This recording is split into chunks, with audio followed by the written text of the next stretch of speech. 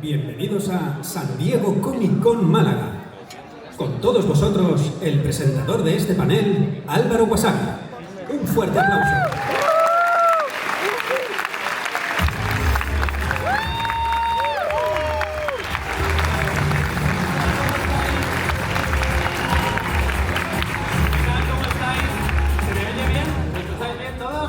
Bien, bienvenidos. ¿Para quién de vosotros es hoy la primera vez que viene a un panel de la Comic Con?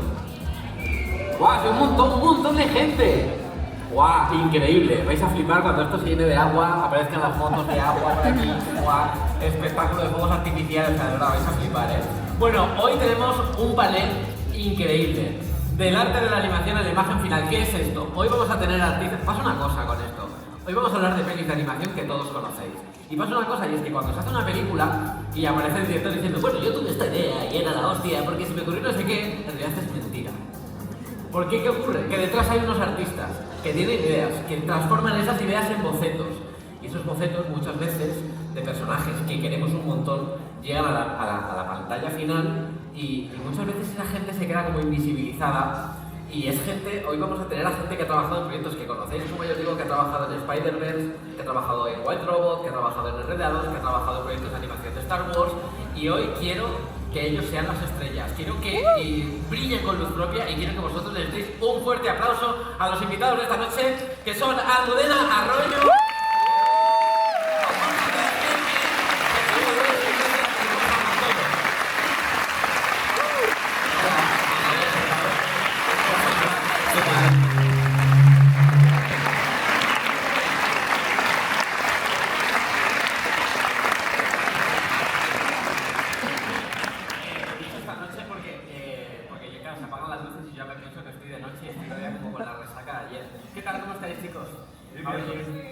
Antes de empezar, importante, para las personas que, para Claire, where you come from, Claire? From Los Angeles, but I live in Paris. Ok, vale, Claire no habla español, así que va a hablar en inglés. Para los que queráis escuchar y leer la traducción, tenéis un código QR abajo a la derecha, lo escaneáis con vuestros móviles y podéis escuchar la traducción con una inteligencia artificial que me han dicho que va muy bien. For those of you who doesn't speak Spanish, you can scan the QR code over there. And you can read and hear the translation. Vale, vamos a empezar. Lo primero de todo, ¿qué es lo que hacéis? ¿En qué consiste vuestro trabajo? What do you do for a living? ¿Quieres empezar por ejemplo? Yo soy sí. Somos directores de arte y production designers y nosotros somos los que establecemos muy al principio, solamente con el escritor y el director y un productor muchas veces, cuál es la idea general de cómo van a ser las visuales. Establecemos el estilo, los diseños y la fundación para que el resto del equipo empiece a volar desde ahí. Parece que lo tenéis como preparado. Sí, Alfonso. Bueno, en general lo mismo, la idea es ser creadores dentro de equipos donde intentamos esto, procesar las ideas, intentar pensar y disponer y enseñar cómo puede ser el proyecto, el ideal y el lenguaje que se quiere buscar, sobre todo el lenguaje visual, no es la parte visual, cómo resolver las preguntas que se crean en la cabeza del director, del producer, de todo para entender que este proyecto vaya. Muy bien, vamos a ir hablando uno por uno de todos los proyectos de gente que tiene una trayectoria larguísima. Y, por ejemplo, Claire, you worked in huge blockbuster. You have worked in huge blockbusters productions. Can you tell us anything about that? Yeah, I worked. I'm a visual development artist, and I've worked. I started my career at Disney, and I worked on Tangled and Frozen, and I've realized that for me, like really understanding the character and knowing what it is that I want to say is a large part of my process. But my process is very personal, and it like actually like speaks to who I am, and it has also kind of bridged me into doing children's book illustration as well. So I don't know if this is the question that No, that's good, that's good. Vosotras lleváis muchísimos años trabajando en la industria de la animación. No ve la cara. ¿Os reís? Te ríes, Jesús, Borja. ¿Qué nos podéis decir de vuestra profesión? Quiero empezar así como que nos deis como unas pinceladas Ahora habéis empezado, lleváis muchos años, como digo, ¿cómo está evolucionando vuestra profesión desde que empezasteis vosotros hasta ahora? Bueno, yo no llevo tanto como ellos, aunque lo parezca, pero en realidad no llego a tanto. Yo soy director de arte como Angus y como Alfonso. Yo me considero más como un director de casting, ¿no? Lo mío son el diseño de personajes, entonces básicamente no me ocupo del desarrollo visual de toda la producción, pero sí de los personajes. Vienes más del cómic tú, ¿no? ¿Verdad? ¿Verdad? Vienes más del cómic. Yo vengo del cómic. Y empecé en animación, llegué a la ilustración, de la ilustración llegué al cómic y del cómic he vuelto a la animación hasta la puerta grande. Porque yo vuelvo a la animación con la primera película de Spider-Verse. Que nadie conoce, por supuesto. Película independiente. Cine chino independiente. Claro, entro directamente a diseñar los personajes de Spider-Man y Spider-Verse. Por eso hablo de la puerta grande, quiero decir, la responsabilidad y básicamente me encargo de.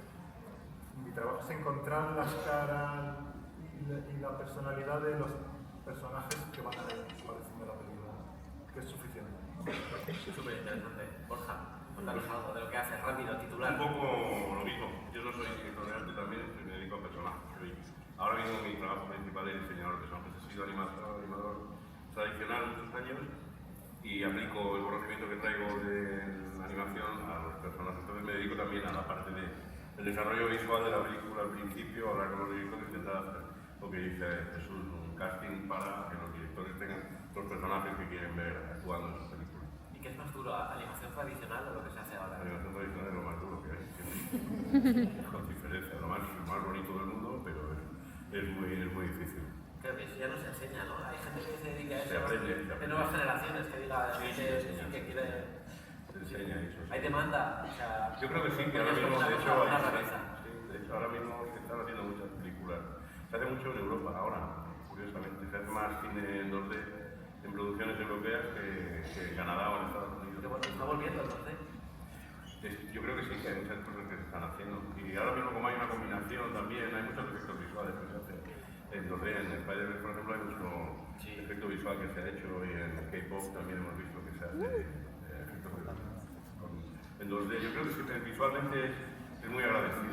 Qué guay. Y yo acabo de hacer, siempre que puedo, cojo alguna cosilla, como tonto que soy, porque luego que no te da tiempo para hacer. Pero acabo de terminar de echar una mano a un amiguete en Italia con una producción que tenía para televisión, unas cosas de animación, y me lo he pasado muy bien. Siempre me gusta. De los típicos que en su tiempo libre trabaja, ¿no? Sí, tiempo libre. Sí. Muy bien, oye, vamos a hablar ahora uno por uno de vuestros proyectos, de lo que nos habéis traído, y vamos a empezar contigo, Almudena, porque tú has trabajado en Star Wars Visions, ¿verdad? Sí. La cueva de los chillidos, Scriptures Reach. Vamos a ver primero un tráiler para que veáis lo que ha hecho Almudena y después hablamos con ella.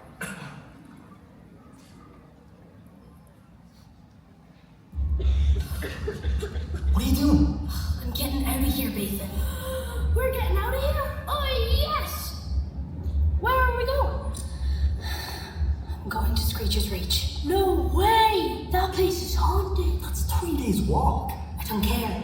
Why walk when we could steal some speeders? What's going on?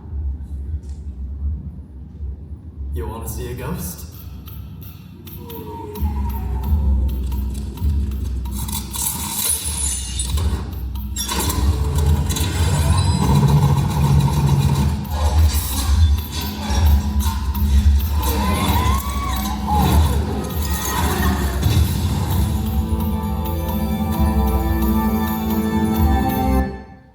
Un aplauso, por favor.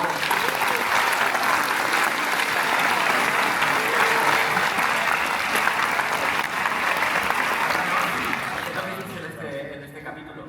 Se llama capítulo corto porque cada capítulo es un corto. Es un corto, sí. Es un corto realmente, ¿no? Esto es una serie antológica en la que cada capítulo es una historia diferente y es de un artista diferente, ¿no? Sí. Cuéntanos. Entonces, esto fue una joya y una oportunidad de Lucasfilm, que querían hacer diferentes cortos con diferentes estudios de todo el mundo y nos llamaron a Cartoon Saloon, un estudio de animación de Irlanda, con carta blanca completamente. Dentro del universo de Star Wars podíamos hacer lo que quisiésemos con cualquier estilo, cualquier historia. Pichamos la idea desde el principio y me llamaron para ser directora de arte. Y empezamos, o sea, empezamos lo más fundamental primero con las ideas, que yo considero que es lo más importante, de dónde vienen las ideas para crear todos estos personajes y estos mundos que se quedan con nosotros. Y para mí es la clave, siempre. Y siempre empiezo yo hablando desde los primeros pasos con los escritores y el director, y para mí la idea principal siempre tiene que venir del guión.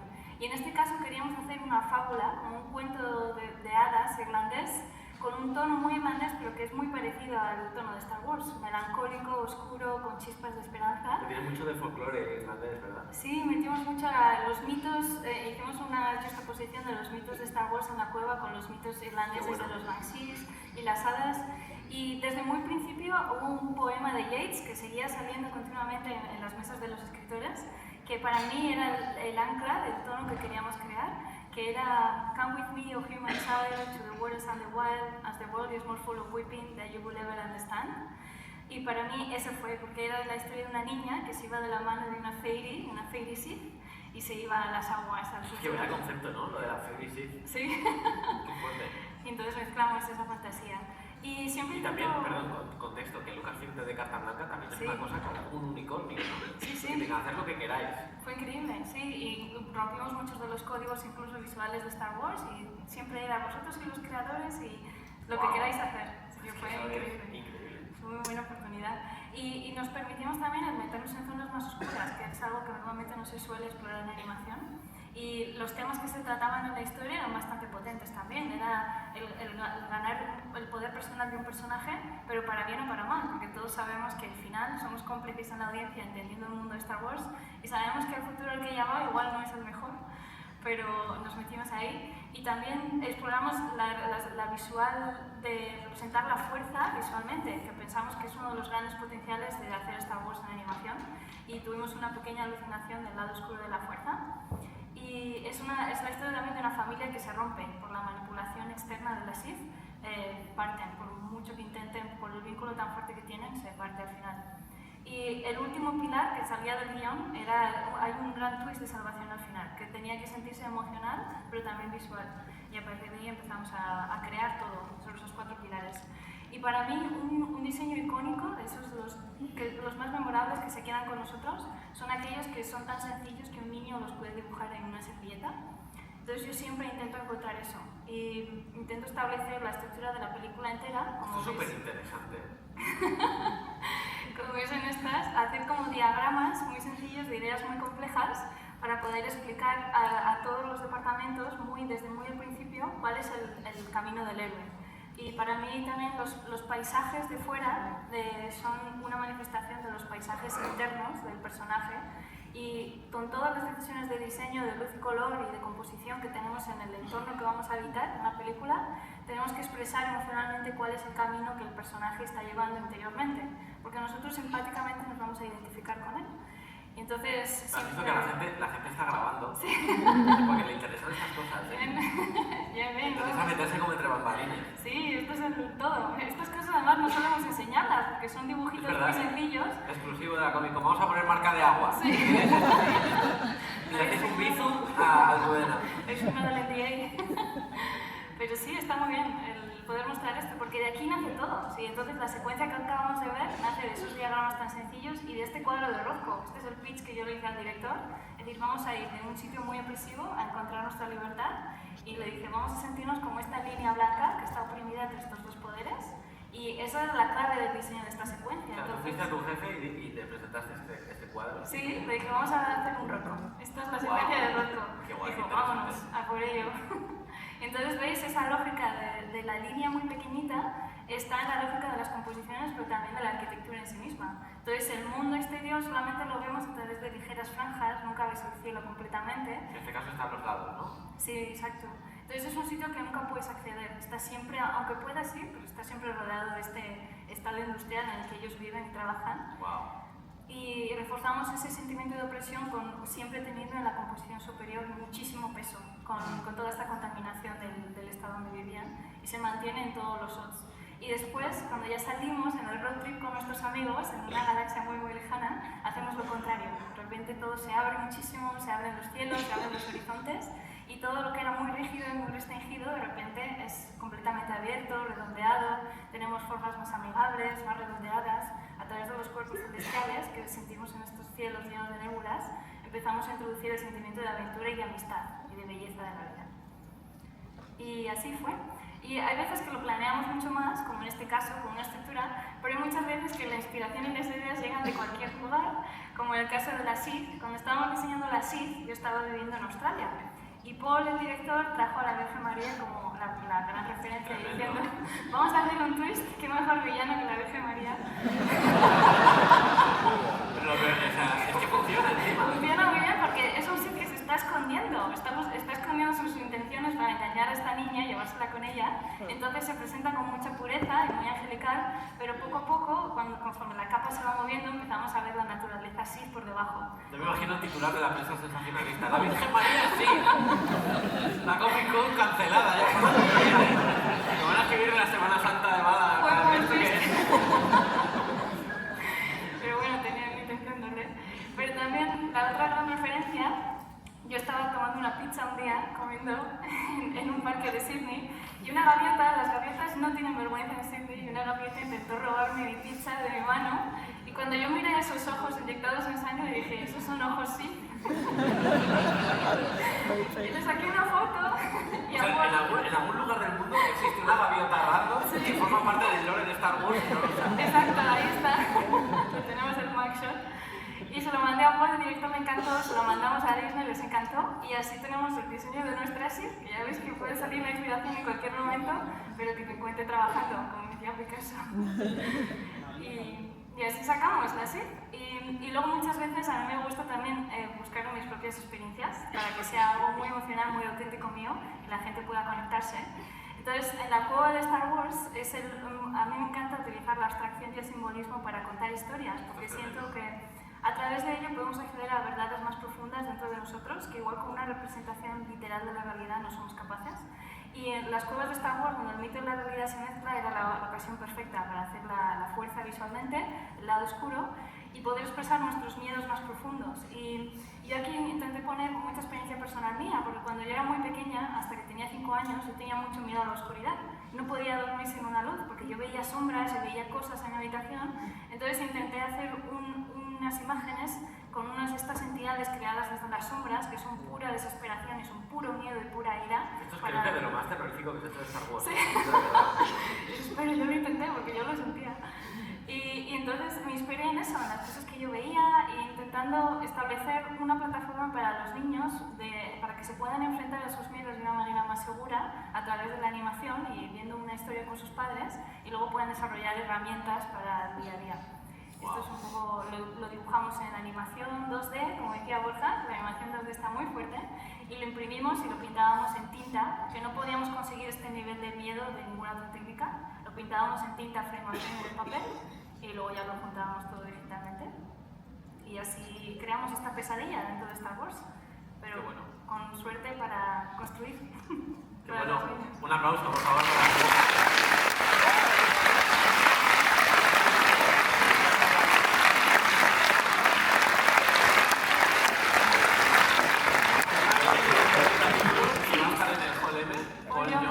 Sí, que están por aquí ya, ¿sabes? ¿Ha venido ya? Llega esta tarde. Vale. Sí. Y va a haber una tercera temporada de Star Wars Vision. Sí. Así que bueno, si no lo habéis visto, serie antológica. Oye, ¿te ha pasado que te hayan preguntado, oye, me ha gustado este capítulo y me gustaría ver una temporada más? Sí, todos queremos ver más.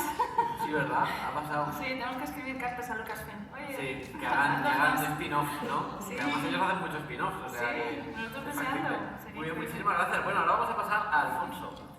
Vamos a hablar contigo de qué vamos a hablar, de Trollhunters, ¿verdad? De tu trabajo en Trollhunters. Sí. ¿Qué te parece si antes de empezar vemos el tráiler, por si alguien no lo ha visto, para que estemos familiarizados con el material y ya pasamos a hablar? Vamos a ver Trollhunters. Arcadia es un hervidero de actividad sobrenatural. Hay un mundo entero bajo nuestros pies del que no sabemos nada. Criaturas que habitan en las sombras. Monstruos que viven entre nosotros. Sean lo que sean, alguien o algo en Arcadia tiene que estar metido en el ajo. ¡Ay, mi madre! ¿Será una llamada de la típica misión para un cazador de trolls? ¿En serio que lo vamos a hacer? Ah, pues creo que sí, pero solo he atendido la mitad y hablaba a toda velocidad. No sé qué se supone que tenemos que hacer.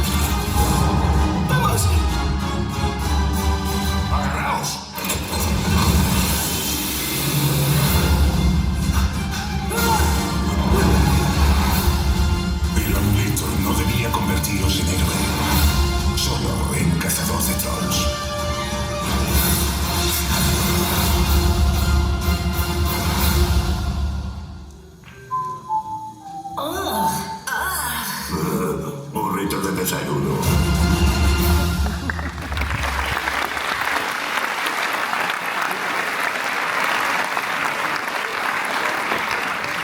Has trabajado durante varios años en este proyecto, ¿verdad? Sí. También serie, película. Cuéntanos cuál ha sido tu papel. Bueno, en general el papel que tuve fue una llamada hace muchos años ahora, en 2012, imaginaos. O sea, fue una llamada y un mail, realmente fue el mail. Recibí un mail de DreamWorks y del equipo que estaban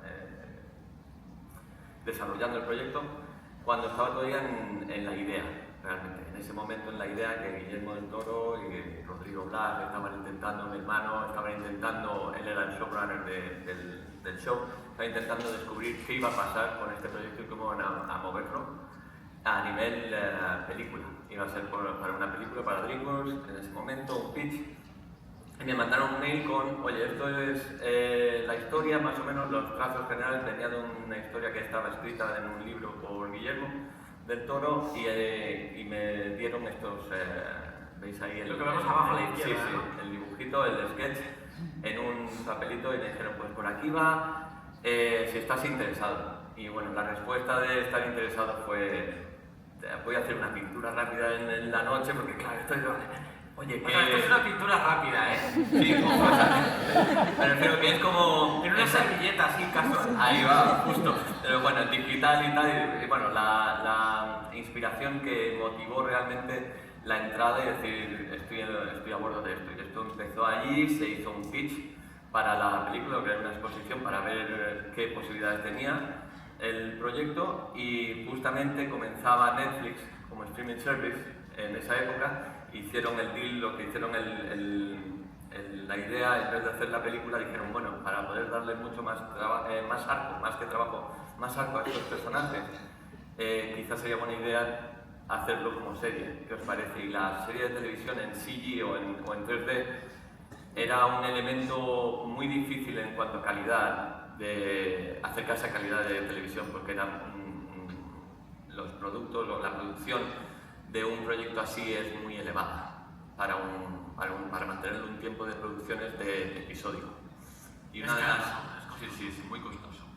Y la idea fue, bueno, ¿cómo podemos reducirlo y cómo podemos ir a una velocidad suficiente como para que salga en avance todos estos episodios? Porque eran, no recuerdo, 56 episodios, las primeras 3 temporadas, después entró 3 Below, después Wizards y después la película, y al final fueron 6 años de trabajo en ese proyecto. Wow, eso son muchas letras que te han pagado de hipoteca de la casa. Bueno, han nacido 2 niños que... Sí, desde el estreno, fue como pa, todo, muy bien, la verdad que... Y realmente, incluso cuando acabó fue como muy agridulce porque, bueno, por un momento dices, hemos completado una historia, pero por otro lado era un mundo en el que la fantasía y muchas ideas que personalmente me tocaban, me gustaba el mantenerlo, ¿no? Hubiese seguido perfectamente mucho más tiempo. Te quedaste como con sensación de nido vacío, ¿no? Cuando terminó la serie. Exactamente. Qué bueno. ¿Y cómo es ese proceso de transformar la idea de alguien y darle vida? Pues justamente es algo que siempre me ha apasionado realmente, el uso del dibujo, de la pintura para traducir. ¿Tiene unos personajes para enseñarnos? De este tipo de personajes, por ejemplo, aquí lo vemos, en este caso vemos el diseño. Es un trabajo con Guillermo del Toro, en estos proyectos son muy colaborativos.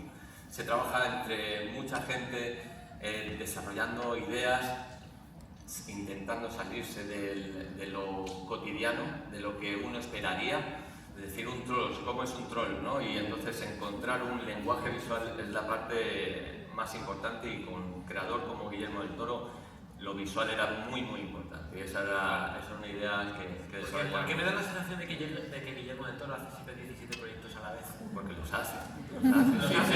Está pendiente de muchos proyectos, de mucha gente, es un creador que no para. Que bueno, es increíble, se aprende muchísimo de esas reuniones. Cada reunión, aunque no sea directamente para ti, yo intentaba apuntarme en cuanto podía. Si había una reunión de escritores, es como, puedo quedarme en la esquina porque así me entero de lo que viene, pero a la vez en esas reuniones salían anécdotas, salían cosas que decían, bueno, has vivido, es increíble, ¿no? Y sobre todo cuando se volvía, y como habla, al ser mexicano, hablamos lo mismo, se volvía Alfonso, y decía, entiendo. Qué bueno, enseñarnos más material que tengas. Mira, aquí por ejemplo sí quiero hablar de la búsqueda de los trolls, ¿no? De por qué peculiarmente tienen, normalmente como conocemos en la mitología, el troll se convierte en piedra o en roca cuando es sorprendido por la luz del día. Eso era algo que existía, pero queríamos darlo como una vuelta en la parte visual que fuese mucho más importante. En la parte, cuando la idea ya ha quedado clara, en este caso sobre el diseño de Headless, salvo si está Víctor por aquí, creo que está también parte del equipo. Y cómo es la idea de decir, bueno, trabajando sobre el trabajo de otras personas es algo que disfruto mucho, y en el sistema que se trabaja con Guillermo es muy colaborativo de ese tipo. Tengo esta idea, pero bueno, darle tú un pase a ver por dónde sale, y es como, al final queda como un lenguaje común y coherente entre todos gracias a ese movimiento. Y por ejemplo aquí lo que vemos es la idea de, bueno, tenemos el Hellboy 2 que ya estaba en las salas y se había visto. Era un tipo de troll que se veía, y en este caso es algo orgánico, con escamas, tipo lagarto, tal, y le fuimos dando vueltas y de diferentes drawovers, diferentes artistas trabajando, y al final llegamos a lo que era un lenguaje ya propio, que era sobre los minerales. Creo que fue Rodrigo que trajo la idea de decir, oye, ¿por qué no hacemos como Cristal el mundo donde viven estas amatistas, estas ágatas o geodas, y después los trolls en sí son como de minerales? De hecho hubo hasta una exposición de ideas, o un brainstorm de ideas de incluso cada troll pudiese tener una propiedad de un mineral concreto, ¿no? El jade, como se había usado en otras culturas o tal, y incluirlo dentro del personaje. Pero algo que en algunos casos es un camino a seguir y lo puedes investigar mucho más, en otros casos, en este caso por episodio y por velocidad y por tal, se tornó algo más sencillo a la hora de explicar, no sobreexplicar mucho y que centrarse más en los personajes. Entonces, para los que no trabajamos en animación, tú estás en un punto como en esta cadena de trabajo colaborativa que mencionas, en el que a ti te llega un diseño, tú haces esto que estamos viendo aquí, y luego los animadores 3D te toman este trabajo como referencia, ¿no? La paleta de colores, un poco las texturas y demás, la iluminación también, ¿no? Exacto. Es una zona de confort que a mí me gusta mucho, porque es una forma de... El uso del dibujo puede ser increíblemente abierta. O sea, una cosa es tener técnica del dibujo y avanzar en unos dibujos pues, estilísticamente muy complejos, o por otro lado es simplemente una herramienta que te ayuda para traducir una idea que tengas. Entonces, en ese caso, encuentras, digamos, una ecuación en la que despejas la solución y vas dando soluciones a algo. Por ejemplo, en este caso lo mismo, ¿no? Ya está descubierto que van a ser roca o van a ser minerales, y vas trabajando ya en el siguiente, en otros diseños, para ver cómo va creándose y se va generando esa... Para decir cómo figuras de merchandising. Molan un montón. Eso son, pues esas, las licencias que ya tienes cuando la técnica pictórica, por ejemplo en mi caso, la diferencia entre dibujo y pintura es para mí más que render, o mucha gente dice, bueno, es que vas a darle el render al personaje. Yo sigo considerándolo pintura más que render, porque decides cosas que no son... O sea, puedes desafiar la física, puedes trabajar la luz de una manera más libre que la que realmente sí, es, científicamente, tienes más licencias. Entonces es algo que me gusta, y en este caso pues la licencia en este concreto fue ponerle bases, porque lo veía de, wow, quiero ver como un diorama, ¿no? Como si veis los collectibles ahí de fuera de Sideshow, pues al ser fan de todas estas ideas, digo, bueno, ¿y por qué no ya en un proceso muy inicial vamos viendo esto? Incluso se contratan a escultores o se va viendo y se va... Enseñanos más cositas. Aquí tenemos personajes. Estos, por ejemplo, se trabajó mucho en un line-up completo, esto muy al inicio. De hecho, los personajes que vemos ya en el tráiler o en la imagen final parten de estas ideas, ¿no? De aquí, que eran otros personajes, o eran, en este caso, Jim Lake, que está ahí con la bici, que es otro diseño al final. Era, de hecho, creo que el tío de Jim en esta, como una versión retro, ¿no? Como que estaba en los 70 y tal. Qué bueno, qué bueno. Strickler que estaba ahí, creo que era el padre, o el padre estaba el oficinista, ¿no? Casi así como más el estereotipo y tal. Pero aquí en esta fase era muy inicial, esa para esta exposición a la película, y es donde se sentaron las bases, donde ahí se generó cuál era el look. Mucho de este look queda prácticamente reflejado. El dentista que hace la voz, Guillermo, por ejemplo, el dentista que está allí al lado de Eli, con la bici, pues ya prácticamente es el personaje, ¿no? Y salía desde muy al inicio. Estamos hablando de años antes de la producción, ¿no? Y eso es lo que nos dio también mucha cancha. Yo siento que de cada uno de vosotros puede salir una charla de 2 horas. Sí, y de cada imagen, bueno. Y en esta, por ejemplo, mira, te voy a pedir que vaya más rápido, porque vamos, me dicen que vamos muy mal de tiempo. Mira, pues esta, por ejemplo, aquí es donde realmente yo ya disfruto en la producción muchísimo, como y sobre todo a la hora de haber preparado la producción o la dirección de arte. Todo para mí está en la cabeza en la imagen final, está claro, pero sobre todo en la iluminación. Imaginaros, pues eso, chavales en los 80, yendo al cine, viendo los fotogramas, el póster, llegando a la sala y ver pues ET, Cristal Oscuro, todas estas películas. En esa época a mí me iba pegando aquello una influencia. Tenía en Bellas Artes, haciendo especialidad de fotografía y pintura. En ese momento no lo tenía yo muy claro por qué me gustaba tanto, y ahora con la distancia sí sabes, dices, estaba todo relacionado a este elemento, a la luz. Y es la magia de enseñar o no enseñar con la luz. Y eso es lo que a mí es el motor que me lleva durante toda esta producción. Entonces, en este caso es del storyboard que veis arriba a la pintura que está en el centro, que es la aspiración, es una pintura de inspiración, un color key, de información también para la imagen final. Y aquí es la última imagen que quiero enseñar de hoy, que es una exploración ya completa prácticamente de lo que se llama un trabajo cerca de la producción, donde veis en la exploración son unos thumbnails, estilo, en vez de líneas, yo trabajo, por ejemplo, mucho con la mancha, porque me ayuda mucho para contemplar esa iluminación, y vas trabajando con proporciones, sin tener mucho el modelo todavía en cuenta, y poco a poco lo vas diseñando. En este caso, al ser colaborativo, lo mismo, headless arriba, con un diseño intermedio, la cantidad de notas que veis ahí, que son la mitad o una décima parte de lo que del feedback con el creador o con los creadores de esto, para llegar a una imagen final. Esto es antes que la producción, pero ya dices, oye, tenemos algo aquí que es lo que creemos que va a funcionar. Y hay detalles que cambian, la proporción cambia o el personaje cambia, pero sí te hace tener una dirección clara, como hemos hablado. Súper chula la imagen. Muchas gracias.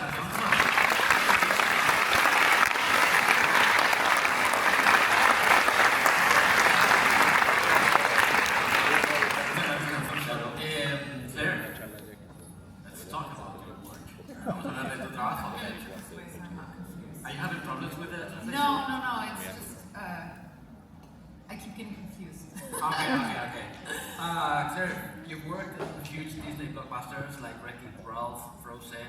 You've also worked on Puss in Boots, and today you're going to talk about Tangled. Yes. Vamos a hablar de Enredados. A very special project for you. Yes, it was very special, and I'm going to try to kind of talk quickly, and I think that these are maybe out of order. But let me just see what order we are. Sorry, I'm going really Bueno, pues un quickly. placer. Okay, come Are you back. missing something?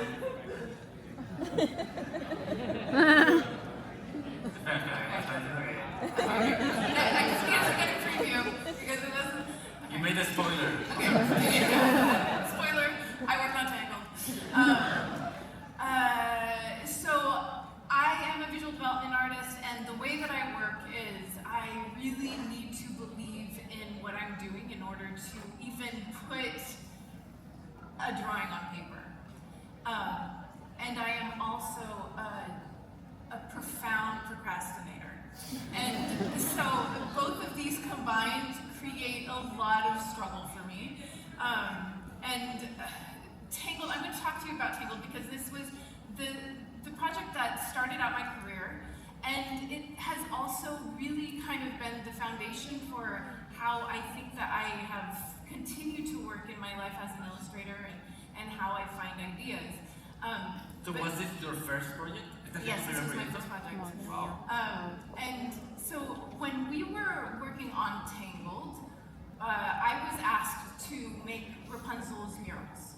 And I had no idea what those murals would look like. And so I kept drawing,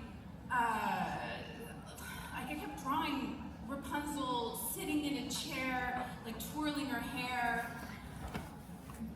And I kept coming to this conclusion, like, well, I can't paint her murals. I don't know who she is. This is typical procrastinator voice. And so then finally I was like, okay, well, this is actually an issue. Like, you don't know who she is. And I wasn't the only one. The writers and the storyboard artists, we were all kind of having the same issue. Like, who is she really? She's locked in a tower. What does she do? And so I decided that I was going to take my sketchbook home that weekend and just lock myself in my house and see what I did and document it, because I was just like, well, what do? I don't know what I do during the day, and so I decided to document it. And so I was getting changed in my nightgown, and I was like, oh, how would Rapunzel do that? And so realized, oh, that would be like quite an issue, getting all that hair through her nightgown. And this idea was an idea of like, that she had like a routine, or that she had things that she had to do in her day, but maybe it was very circular and every single day was kind of the same thing. She was in this round tower. I brought my sketchbook into bed with me when I was falling asleep, and I was sketching Rapunzel sketching, which was me sketching in the bed. And so it started becoming this very symbiotic process of like... It looks like when you were developing everything in this project, it looks like you have plenty of time. Yeah. I was on it for 7 years. So you were not working on tight deadlines. No estabas trabajando con I'm unas... sure there were tight deadlines. I'm sure there were. And I was at home like drawing and sketching in my bed. These are good questions. I don't have answers for them. But so her life started becoming very like where I began and Rapunzel ended, and it was difficult to tell. And so then these are all from this book that I kept of like, okay, I'm waking up, but I don't want to wake up. And so I drew her waking up, and no, when she goes back to sleep. I'm like, I actually know that girl. Like, I'm starting to connect with her, and these are not like actual events that are happening in her life. They're just like, just everydayness type things that happen.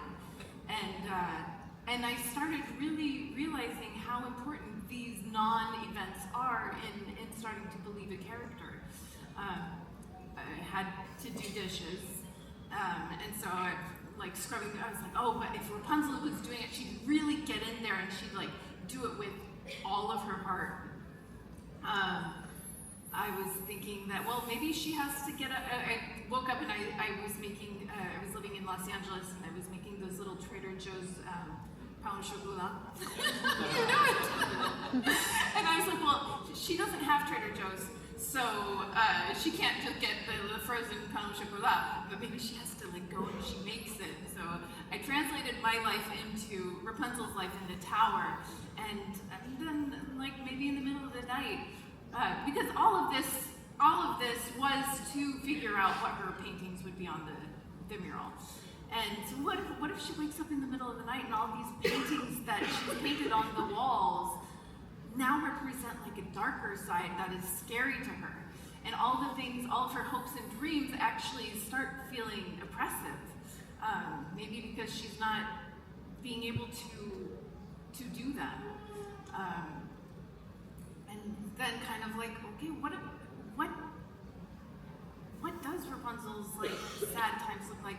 Maybe she does have these times where she is just kind of like doing her chores for Mother Gothel before Mother Gothel comes home, and she's sad, and or not sad, but just kind of like in that dark, depressed mood.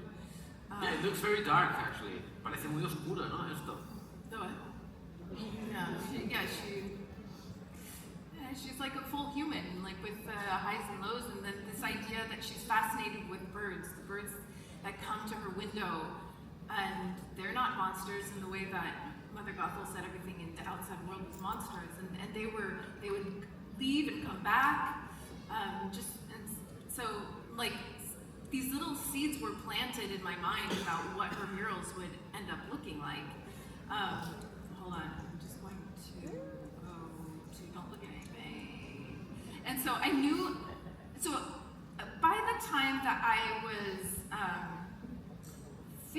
I had figured out what I wanted, like I felt like I knew Rapunzel, and I was like, okay, I can tackle her murals, but I don't know what her style is going to look like. And I knew that I wanted it to feel somewhat like medieval, like very primitive. Something that's kind of coming from inside, but it's not anything that she's studied.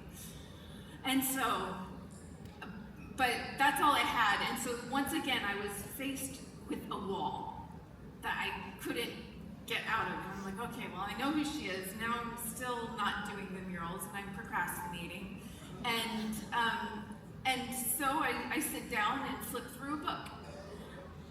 And so one of the things that I knew about Rapunzel was that she is an irrepressible spirit, that she was supposed to be somebody who created and nothing could stop her, and that she's curious about the world, that she's curious about the birds and the plants and everything, but I didn't know how I was going to get all of those disparate objects onto a painting that looked like it fit together in an aesthetic way. And I didn't really know how to overcome this, so I sit down and I started flipping through this book, and then I realized, wait, this is Charlie Harper from the 1960s, and he did this very, very well. I mean, that's what he was doing. He was putting all of these different images together, and he was able to kind of interlock the shapes. He made the shapes so that they all fit together. And I was like, oh, that's what I can do. I can, and so then I was off and running, and I was able to create these. These were the first two images that I made for Rapunzel's walls, and then so these are some of the. This is Rapunzel with her birds and some writings on the walls and more Charlie Harper inspired images, and then ultimately going back to one. And so ultimately I was able to do this and so the modelers, or I guess I forget who it was, but they were able to take it and make it flat so that I could paint the whole tower on a flat. Go away. Yeah, and so I was able to do that, and it ended up being something that it all came together. And as I think about Rapunzel and the fact that I was so jealous of Rapunzel. She was supposed to be this girl that this irrepressible spirit that had no creative blocks, or in my mind it was no creative blocks. And it's just recently dawned on me that perhaps Rapunzel, this character, is exactly like all of us, that she has all those blocks and repressions and procrastinations, but it's thanks to those things that we are able to overcome and do something even more than what we would have done without the walls. Like, if Rapunzel hadn't had the walls surrounding her, what would she have painted on? Can we see these works anywhere? Yeah, these are mostly on my website. Oh, okay. Yeah. And so, yeah, so this is something that I'm kind of just like realizing recently that like, wow, okay, this is something that I struggle with, the creative blocks, but perhaps it's something that I can start embracing because it actually helps me, it forces me to ask the questions that need to be asked. Okay.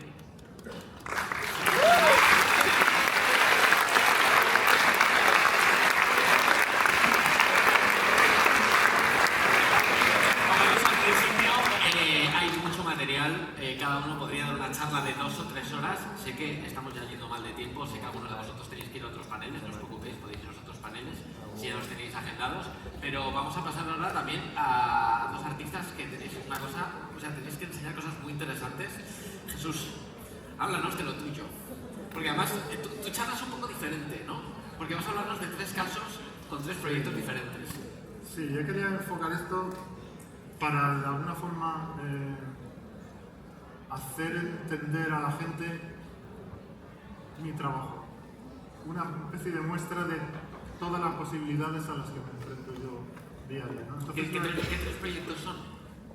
El primero es un personaje del gato con botas, es el villano, el malo del gato con botas, es la representación de la muerte.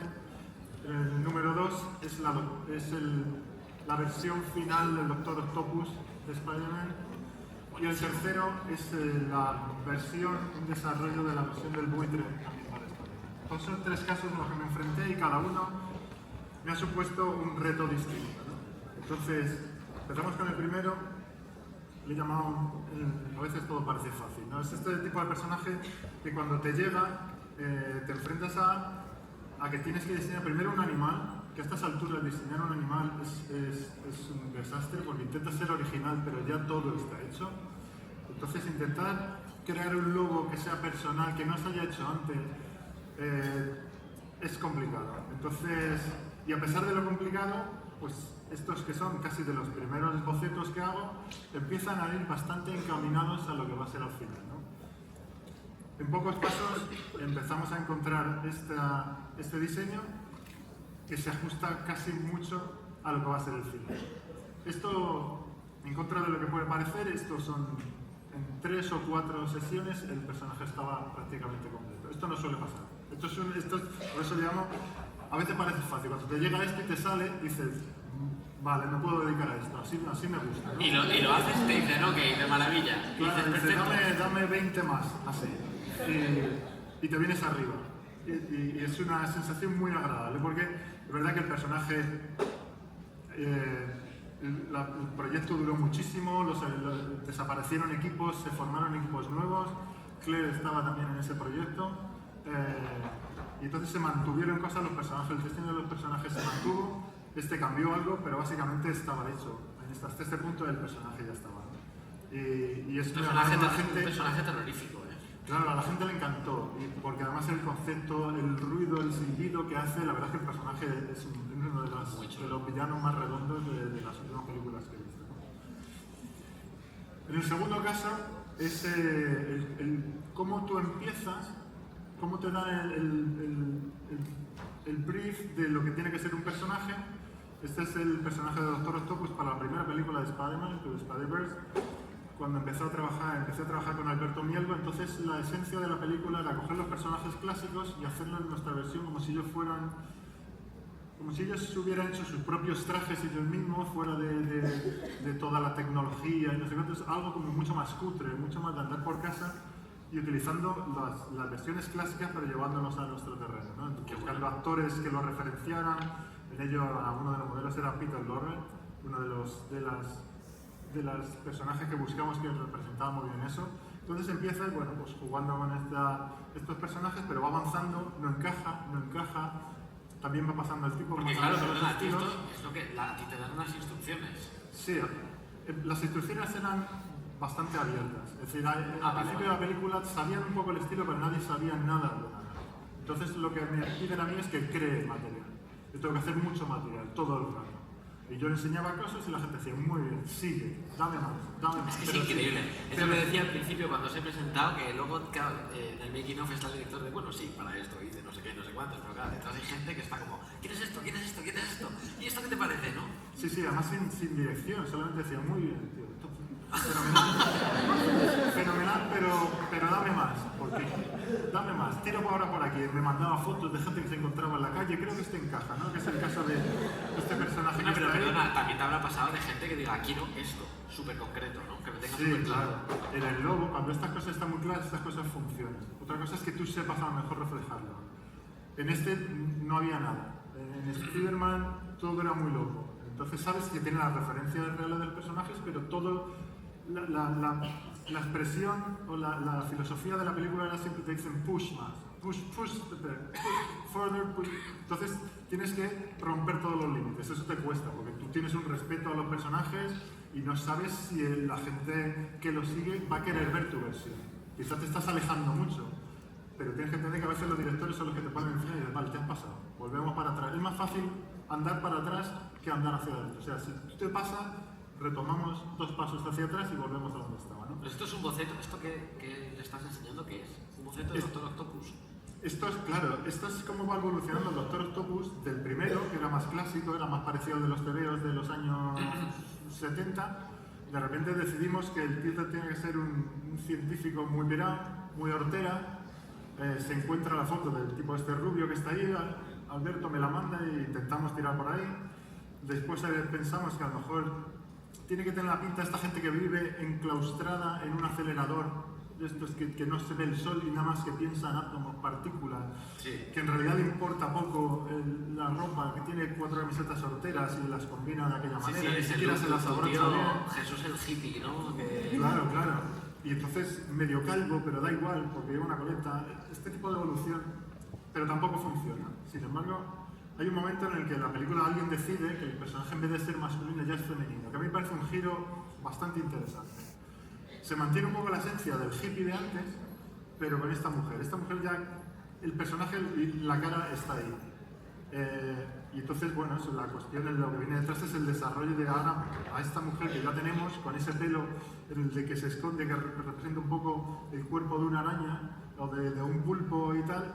A partir de ahí ya desarrollas todo lo demás. Desarrollas el traje, desarrollas el instrumento, pero claro, desde el principio hasta que decides que el personaje ya no va a ser un hombre, que no va a ser un hombre bajito, feo, con problemas de autoestima, ahora es esta mujer, me parece un giro brillantísimo. Oye, además mucha gente habrá flipado, ¿no? Te habrá dicho, no me esperaba que este personaje fuera el Doctor Octopus. Claro, yo creo que todos en el cine dijimos, en el momento que aparece esta mujer en la pantalla me parece una locura. En el que hace el reveal este, ¿no? Súper atractiva, me parece con una potencia y con una personalidad arrolladora también.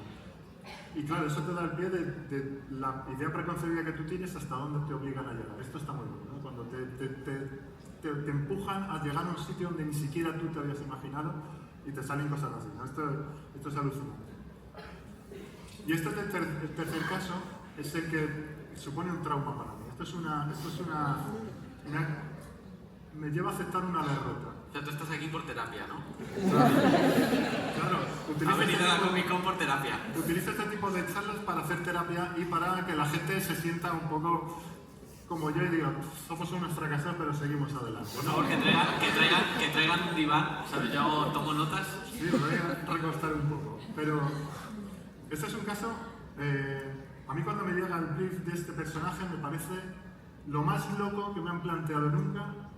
Para cualquier cosa y más para una película de animación, porque el concepto es, tienes el buitre de Spider-Man, que todo el mundo sabe cómo es verde, con alas, pero a mí me dicen, vale, vamos a darle un giro. Entonces, imagínate que Leonardo da Vinci ha diseñado el personaje del buitre, ha diseñado todas las alas y encima va a estar representado, igual que un dibujo de Leonardo da Vinci, con los colores de Leonardo da Vinci y en aquella época. Claro, cuando te dicen eso, dices, me lo quedo. O sea, de acuerdo, lo tengo. Me parece loco, pero vamos a por ello. Y lo visualizas muy claramente. Y lo visualizas. Me llegué a construir un ala para saber cómo los buitres cierran las alas, porque necesitaba entender, claro, yo no soy Leonardo da Vinci. Me compré libros, intenté analizar las poleas, todo el sistema de cuerdas, cómo se pliega un ala y cómo eso se tiene que meter en una mochila. Necesitaba entender esto. Y y esto es imposible. Intentas camuflarlo y luego la gente te dice, esto es animación, no te preocupes que hay gente que lo va a resolver. Tú dedícate a darnos material que ya los problemas técnicos los resolvemos. Y entonces este es uno de los primeros pasos que hago del personaje. El director, el que era el productor artístico, que también había trabajado en Arcane, me acuerdo, a mí no me conocía casi de nadie en este momento, y le presenté el pase y me escribió diciendo que era uno de los mejores primeros pases que había visto en la vida. A mí me halaga, porque venía de trabajar en Arcane, con lo cual yo ahí me crezco también. Claro. Entonces empiezas a desarrollar el personaje, pues eso, recreando un poco lo que puede ser Leonardo da Vinci, todos los inventos de Leonardo da Vinci, toda esa estructura de poleas. Esto es divertidísimo, hasta aquí todo va bien. Lo sigo desarrollando, de la mochila tenía que salir todos los posibles inventos, era un poco una mochila marca Acme. ¡Wow, buenísimo, Y claro, llego a esto y los directores dicen, claro, tío, es esto. Ahora tenemos que centrarnos a ver cómo resolvemos esto, pero esta es la esencia del personaje. Y bien, pues... Tiene una regadera también. O sea, llega a ser cómico, pero esto hay que resolverlo. Entonces todo muy bien, hasta aquí todo es divertido, ¿no? Entonces sigo desarrollando la cara del personaje, siguiendo los patrones de Leonardo da Vinci, todas estas caricaturas de gente muy grotesca que hay. El personaje tiene que dar miedo. Diseñamos las garras, la ropa que sea medieval. Todo esto es mogollón de información, mogollón de documentación, buscando este tipo de rostros que me parecen maravillosos. Y bueno, yo sigo, nada vale. Todo está bien, pero nada es definitivo, y sigo. Hay un momento en el que las ideas van cambiando, necesitan algo más grotesco, que dé todavía más miedo. Empiezo ya a añadirle detalles, a añadirle correas, a añadirle cosas para ver si funciona. No termina de funcionar. Aquello empieza a convertirse en una pesadilla, empiezo a dormir mal, empiezo a solo ver buitres, cuerdas, hebillas. Oye, pero ¿cuántas versiones, o sea, en este punto del proceso, cuántas versiones llevabas? ¿Cuántos días? ¿Cuántas semanas? Mucho, no sé, meses. ¿Meses? Sí, porque sí. O sea, meses solo con esto. Sí. Es que suele ser así. Las entregas suelen ser cada semana, cada 15 días. Si yo digo que no lo tenía listo, pasan 15 días, le enseño, me dicen que no. Había algunos desarrollados mucho más, terminados, más intentando imitar el estilo que tenía Alberto Amigo, que había centrado para la película. Lo presento todo orgulloso, grafitis estilo de Leonardo, y te dice, aquí ya no. Vuelve para atrás, sigo desarrollando, sigo añadiéndole cosas, ellos siguen pensando que a lo mejor ya no es el traje, sino que es una especie como de los muñecos de cristal oscuro, que empiezan a ser enormes, pero con estructura. Vamos por ahí, las sensaciones no son buenas, y llega un momento que empiezo a dibujar de manera compulsiva durante días y días y días, borrando y construyendo. Me doy cuenta que siempre dibujo lo mismo porque soy incapaz de entrar en una espiral en la que no puedo salir. Esto empieza a ser la representación de mi cabeza, de mi tablet. Como digo, empiezo a tener pesadillas, empiezo a encontrarme mal, empiezo a tener ansiedad, hasta que llego a esto. Este es el momento. Un aplauso, por favor.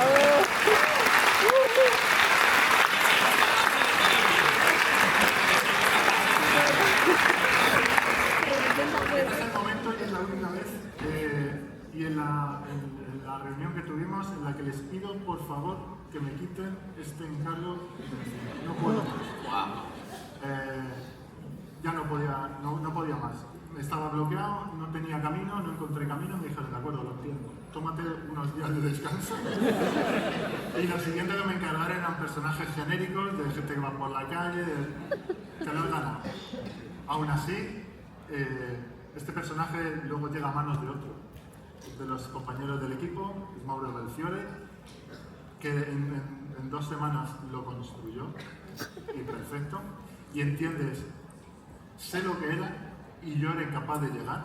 Es una de estas sensaciones que dices, sabía lo que quería y no podía hacerlo, y él lo consiguió, y me parece un diseño brutal, y aún así él se marchó de la producción. Estas son las imágenes de desarrollo del personaje que ya creó Mauro.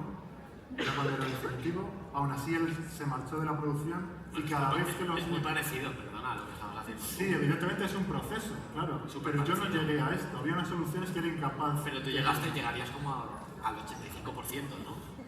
A ver, todo esto es cuando trabajas en equipo sabes que lo tuyo influye en todo lo demás. O sea que evidentemente hay parte de lo mío aquí, hay una serie de ideas que ya estaban ahí, pero que nunca fui capaz de arrancar. Y él sí. Consiguió el estilo de Leonardo da Vinci, consiguió resolver el tema de las poleas, consiguió resolver el tema de no sé cuánto, la cara, todo era perfecto. Y le juraste venganza para el resto de tu vida. No, y se lo agradecí, pero él se marchó y entonces cada vez que los directores tenían que terminar algunos de los detalles, el casco, la máscara y tal, me llamaban a mí y me pedían perdón. Claro, me decían, perdóname Jesús, no te lo vas a creer, pero hay que terminar algo del buitre. Vino y se fue varias veces y todas las veces me pidieron perdón. Y cada vez que me llegaba me encontraban. O sea, me suponía un malestar físico y mental. Tenía que resolverlo, pero no pude creerlo, ¿no? Entonces, básicamente esta... Creo que esto define muy bien las luces y las sombras de vuestra profesión, ¿no?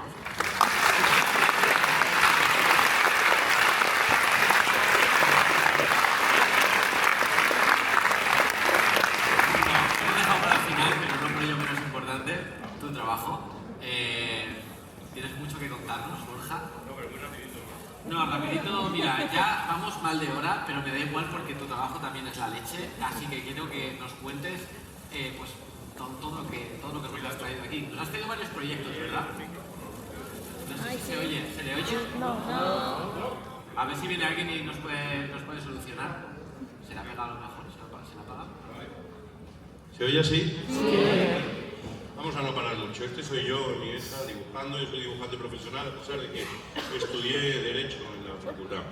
O sea, que nadie se desanime y se puede llegar por muchos caminos. Soy profesor también, dirijo el posgrado de diseño en la UTAD, doy clase. He sido viñetista de prensa también, muchos años, me lo pasé muy bien, fue una época muy interesante. Y ahora, sobre todo, lo que hago es soy diseñador de personajes para cine de animación. Puedes ir más lento, Paramos aquí, vemos 10 minutos en una foto de Borja.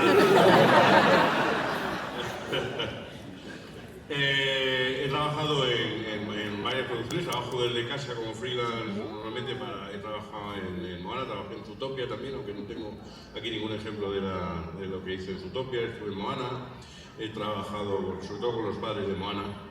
Hice mucho desarrollo para process, expresiones, etcétera, se llama el art packaging. Trabajé también en Romper Rap 2, en el internet. Este es un personaje que al final no sale así en la película. Una pregunta, cuando entregas estos trabajos, ¿entregas todo esto junto, en una misma imagen? No, esto lo preparo yo así, porque es que si no, no me caben las imágenes, así tengo páginas y páginas y páginas, tengo demasiado material. Entonces, haces el material por separado, ¿no? Bueno, esto es que al final lo agrupo cuando tengo que dar una charla o alguna cosa, porque si no, es que este personaje normalmente pues viene un dibujo, 2 dibujos por cada página, ¿no? Vale. El tamaño no es tan chiquitillo. Es para ver un poco ejemplos de cosas en las que... Este personaje me lo pasé muy bien, porque es una especie de super pija, muy preocupada por su móvil todo el día y a ver cuántos likes tiene. Y es muy interesante. Al final luego lo cambiaron y le dieron otra vuelta, no tuve que ir a ningún psiquiatra, nada. Entiendo lo que dices, me parece además muy honrado por tu parte hablar de eso, porque es una frustración, es una maravilla que hables de eso, porque todos hemos pasado por esos momentos de desesperación, y ya quisiéramos dibujar como dibujas tú, de manera que es una maravilla. Esto también fue para Romper Rap, teniendo el personaje al final no sale así en la pantalla, y esto es curioso porque es de lo que vengo a hablar. El personaje físicamente es así, pero hubo un momento en que tenían este cambio de guión y este personaje pensaron que iba a ser el malo de la película durante un momento. Entonces se dieron cuenta de que el personaje lo habían desarrollado siempre con expresiones muy positivas, que es como al final sale, de hecho. Pero en ese periodo en el que estuvieron pensando si iban a dar un giro último a la película y tenía que ser el malvado, se dieron cuenta de que no tenían una hoja de poses y de expresiones con Knowledge, Knowsmore. Entonces me dieron el personaje y me hice una plancha con el personaje completamente con otra personalidad. Esto, lo importante es eso. Yo los personajes considero que lo que más importancia tiene es su personalidad. Su aspecto físico es parte del personaje, evidentemente, pero nosotros cuando diseñamos, esto es lo único que yo trabajé en Spider-Verse, porque estaba así un permiso de paternidad y entonces había que terminar las poses y expresiones de Gwen, y dijo Sillón, pues mandáselo a Borja Madrid que os lo resuelve a mí. tenían que haber mandado el buitre. Haberle dicho a Mauro, haberte hecho el lobo, Mauro. Pues claro, seguro que no le salía igual. Esto es de lo último que he hecho, ha sido para DreamWorks en White Robot. Tengo un par de ejemplos, estuve trabajando en un montón de animales. Para no alargar demasiado la charla, he traído un par de ejemplos sobre el zorro, el oso. He trabajado también recientemente en la serie de televisión. Está yendo muy rápido, quiero que te enrolles más, macho, es que es muy interesante. Prometí que yo no hago. ¿Está yendo muy rápido o no? Sí. ¿Has visto? Que te enrolles más, que vamos mal de tiempo, me van a regalar luego, pero me da igual. Oye, una pregunta.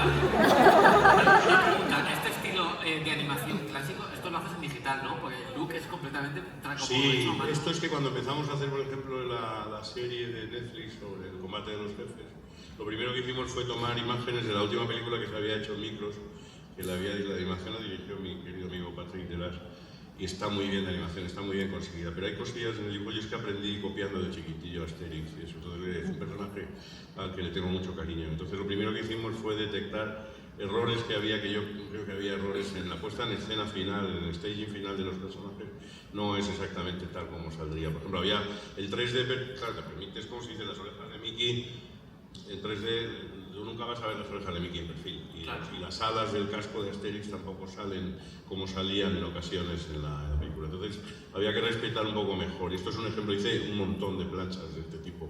He traído nada más que esto como ejemplos para orientaros un poco sobre el tipo de trabajo que hago. Es como ir al milímetro, ¿no? En este caso, ¿no? Sí, en este caso sí, y fue muy útil. Estuve trabajando en la película, lo pasamos en grande. El director es Alain Chabat, que es un comediante francés espectacular, hizo un trabajo magnífico. Es una miniserie de 5 capítulos, es como si fuera un largometraje largo. Los directores eran Alain Joubert y Alain Chabat, y luego estaba Christophe Serrand también como director de animación de Netflix para supervisar todo lo que había, porque he trabajado mucho. Yo he trabajado en varias películas de Asterix, en 2D, hice un par de películas ya hace tiempo, etc. O sea que era un personaje que conocíamos, estábamos muy contentos con el resultado. No sé si hará más o no lo sé, pero con el que hicimos en esta miniserie quedamos muy satisfechos. Esto me lo mandaron también, es un encargo para un concierto que hizo Billie Eilish en el Hollywood Bowl, y nos mandaron a hacer unos diseños porque quería hacer una especie de homenaje a Los Ángeles. Subí a casa y les dije a mis hijos, llegué a casa y le comenté a mi mujer, me han encargado para que haga unos diseños para una cantante que, ¿cómo se llama? Billie, yo no la conocía. Salieron los niños de las habitaciones, ¿qué vas a currar para Billie Eilish? Claro, parecía una... Yo tengo 6 hijos y yo no conocía a Billie Eilish. La primera noticia que tuve sobre ella fue cuando me encargaron. O sea que Patrick Osborne me dijo que quería trabajar y bueno, mándame fotos porque no sé quién es.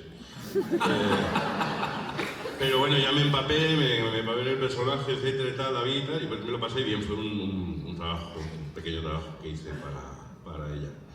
Esto es para Warner, para una caricatura de LeBron James que había que llevar a la película en el estilo de animación de Warner. Entonces he trabajado en muchos estilos. Estoy acostumbrado, como he sido animador, estoy acostumbrado a saltar mucho de un estilo a otro, etcétera y tal. Y al final lo que sí pienso yo, lo que hace de verdad a un personaje, lo que convierte un dibujo en un personaje es la personalidad y la actitud.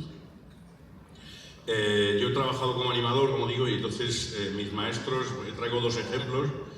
Uno es muy de hace ya casi un siglo, va a cumplir dentro de poco, desde que se diseñó el diseño de Bambi, es de Mark Davis, y es estupendo, es un dibujo maravilloso, pero el Bambi es Bambi porque luego cayó en manos de Milcol, y lo que hemos visto de Bambi es esa manera de ponerlo de pie, esa manera de hacerlo un poco desequilibrado, así, enclenque, peleándose con su propia fragilidad.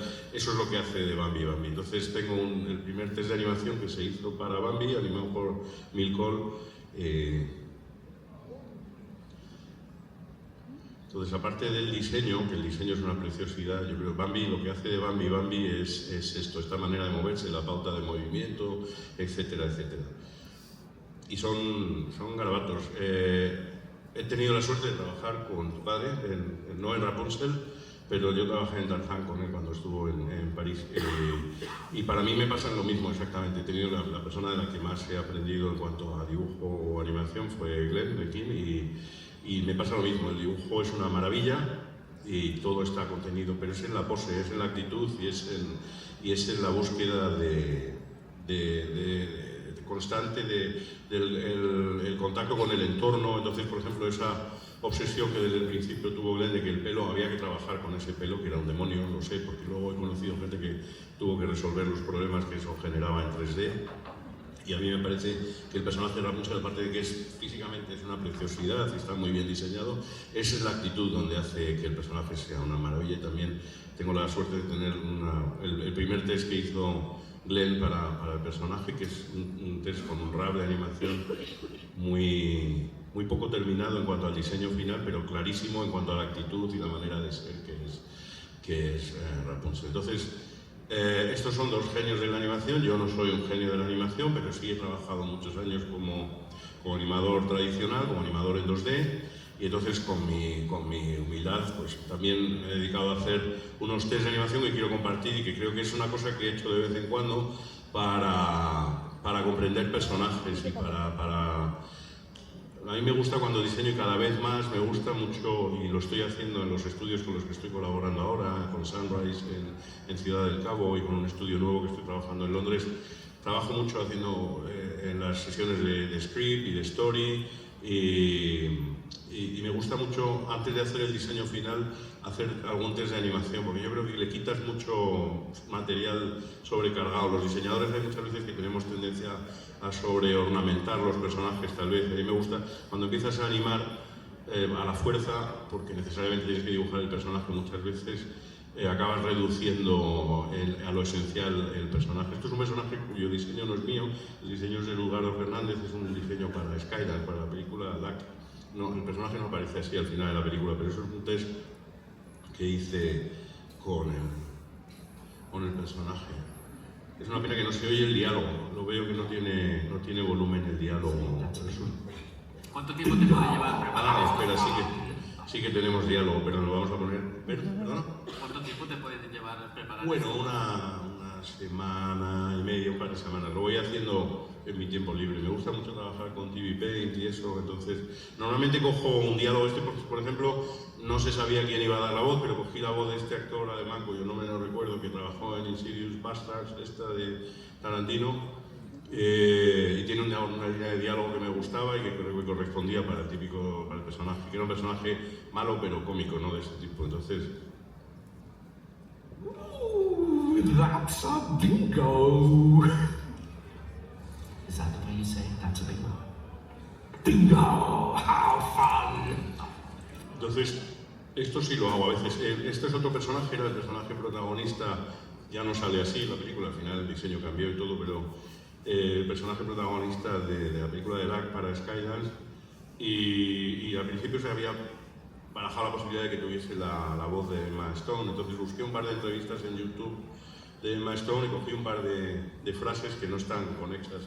Es el tono de la frase y la manera de hablar lo que me interesa la pauta del diálogo y lo que intenta comunicar. Era un personaje muy tímido que vivía acomplejada por la mala suerte que tenía, entonces le daba horror estar en contacto con los demás porque pensaba que iba a transmitir la mala suerte, y es un personaje y llevaba esta ropa un poco de demasiada talla para ella. Bueno, hice un par de test, el primero con la voz de Emma Stone y el segundo con la voz de Lily Smith, creo que se llama, que es esta actriz inglesa que habla con los dientes un poco así. Ya verás, ahora lo oyes. Oye, Borja, ¿dónde podemos ver? Perdona. No, dale. Perdona. Dime. Te iba a decir, ¿dónde podemos ver más de tu trabajo? Yo creo que en Instagram es donde tengo todo subido. En Pinterest, alguna cosilla y eso. Vale. No, lo tengo no lo actualizo demasiado, porque no tengo tiempo. No tengo tiempo. Pues tienes que sacar tiempo, macho. Así que no, suelo subir cosillas cuando me acuerdo y eso y tal, pero... So, it's a confusing kind of thing to me. I don't know what equated to what we are right now. So no, it's all happening as it's meant to happen. Ese es un primer test que hice, luego el personaje cambió un poco, se hizo un poco más alto, etcétera, y cambió un poco, y este es un segundo test con otra voz distinta, con la voz de Lily Smith. I don't know that there's a humbling moment. It's just already, feels ridiculous. In the best way. Thank you. Sí, este tipo de cosas a mí me gusta. Me parece que es una manera buena de abordar los personajes y resuelve muchos problemas de diseño, porque a mí me sirve para para deshacerme de complicaciones. Y bueno, me están diciendo que vamos un poco más de tiempo. Ya estamos. Y con esto es con lo que... Este es el material con el que yo trabajo a la hora de diseñar. Son otros ejemplos de otras películas en las que he colaborado, con DreamWorks, con el Wild, esto es de Wish Dragon para Netflix, se publicó. Estos son proyectos que nunca salieron, con Paramount, que estuvimos preparando una temporada y al final no salieron adelante, etcétera, etcétera. Pero es un poco la manera de trabajar que tengo yo, que es lo que quería compartir. Para que luego digan que la IA va a quitar el trabajo de esta gente. Por favor, un fuerte aplauso.